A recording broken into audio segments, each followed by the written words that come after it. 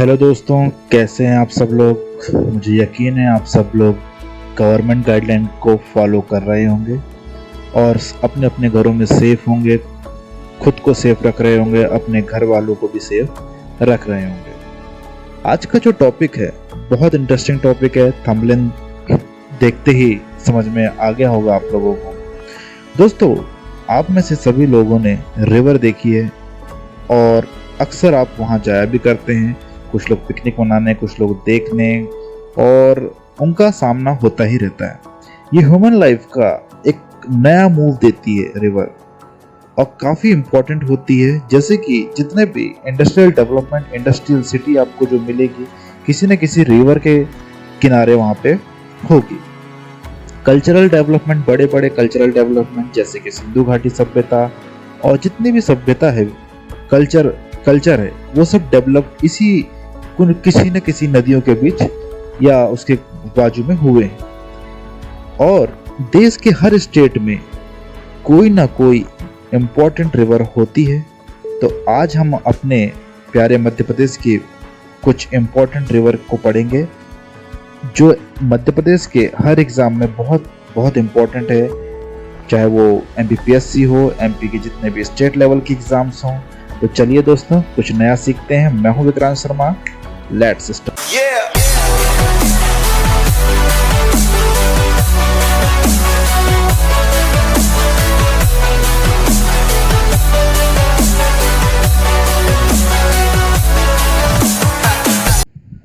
सबसे पहले हमको ये जानना बहुत ज़रूरी होता है कि रिवर आखिर बनते कैसे हैं, रिवर का ओरिजिन कैसे होता है।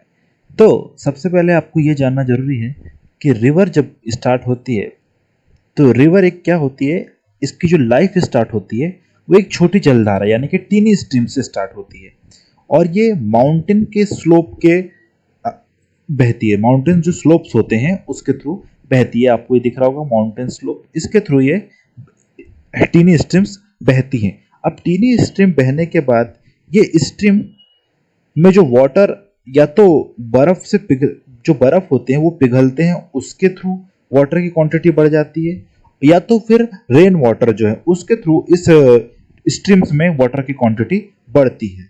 ये स्ट्रीम वाटर सरफेस में आपको ये देख रहे हैं आप, बहुत सारे स्ट्रीम्स हो जाएंगे। पहले एक स्ट्रीम हुई, उसके बाद बहुत सारी स्ट्रीम्स होने लगी। अब हो गया क्या उसके बाद कि ये फोल्ड एंड फॉल्ट्स के थ्रू बहना स्टार्ट होगी, उसको फॉलो करना स्टार्ट करेगी। तो ये एकदम फोल्ड एंड फॉल्ट्स हैं पूरे, इस तरीके से स्टार्ट होना चालू होगी। फिर बहुत सारी टीनी स्ट्रीम, आपको ये दिख रहा है जो मैंने आपको बताया, ये एक स्ट्रीम एक स्ट्रीम एक स्ट्रीम, बहुत सारी टीनी स्ट्रीम एक जगह आके मिलेगी, एक जगह आके मिलेगी, और एक जगह जो आके मिलेगी उसका एक हमको बिग शेप दिखेगा। उस टीनी स्ट्रीम, जो ढेर सारी टीनी स्ट्रीम का जुड़ के एक बहुत बड़ी स्ट्रीम बनेगी और एक बिग शेप दिखेगा, और इसी बिग शेप को हम क्या बोलेंगे, रिवर बोलेंगे।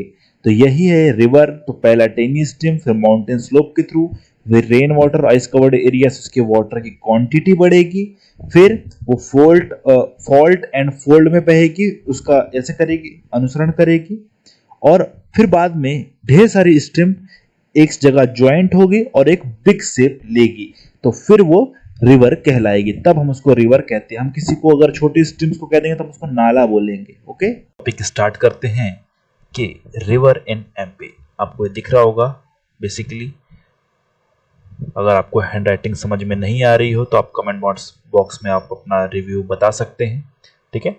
तो MP known as house of river, Madhya Pradesh को रिवर का घर भी बोला जाता है, नदियों का मायका, क्योंकि यहाँ समथिंग 150 रिवर यहाँ से ओरिजिनेट होती हैं, छोटी बड़ी जितनी भी रिवर है, समथिंग 150 रिवर्स।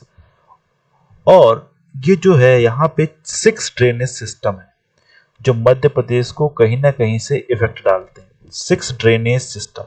अब ड्रेनेज सिस्टम क्या होता है इसको देखते हैं। ड्रेनेज सिस्टम का मतलब ही यही होता है कि रिवर सिस्टम, मतलब कि रिवर कहाँ से सोर्स, किस सोर्स से निकलते हुए कहाँ पर जाके वो मर्ज हुई। ओके, और उसके साथ जैसे कि आप यहाँ पे देखो ये रिवर का सोर्स है, मान के चलो ये गंगा रिवर का सोर्स है, और वो यहाँ से बहते हुए फिर वो बंगाल की खाड़ी में गिरी। ये रिवर गंगा रिवर का माउथ है।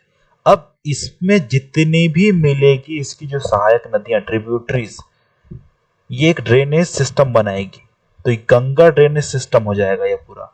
अब गंगा से आके नदियां मिल रही हैं। अब वैसे ही Narmada basin, Narmada drainage system, अब नर्मदा नदी बह रही है, अब उस पर जितने भी आके ट्रिब्यूटरीज मिल रही होंगी तो वो एक पूरा एक ड्रेनेज सिस्टम हो जाएगा। तो रिवर कैसे फ्लो कर रही है, फिर कहाँ पे अपना एक बड़ा रूप ले रही है। सिंपल अगर उसको लैंग्वेज में समझें तो जब आप अपना वेस्टेज वाटर, अपने घर का वेस्टेज वाटर के लिए सिस्टम बनाते हैं बाहर निकलने के लिए, तो वो आपका एक ड्रेनेज सिस्टम हो गया कि आप उस वाटर को किस तरीके से बाहर की तरफ उसको लेकर के जाएंगे। बाहर का इन द सेंस मतलब कि नालियों में, गटर्स में, वहां पे उसको कैसे ज्वाइंट करेंगे कि वहां तक वो पानी बह चला जाए। तो ड्रेनेज सिस्टम, तो पूरा जो ड्रेनेज बेसिन है या किसी भी रिवर का जो सिस्टम है वो अपना जो जियोमॉर्फोलॉजिकल जो सिस्टम है, मतलब कि आप कह सकते हैं कि स्लोप, जितने भी ढाल हैं, वहां की जैसे भी शेप होगा उसके अकॉर्डिंग वो रिवर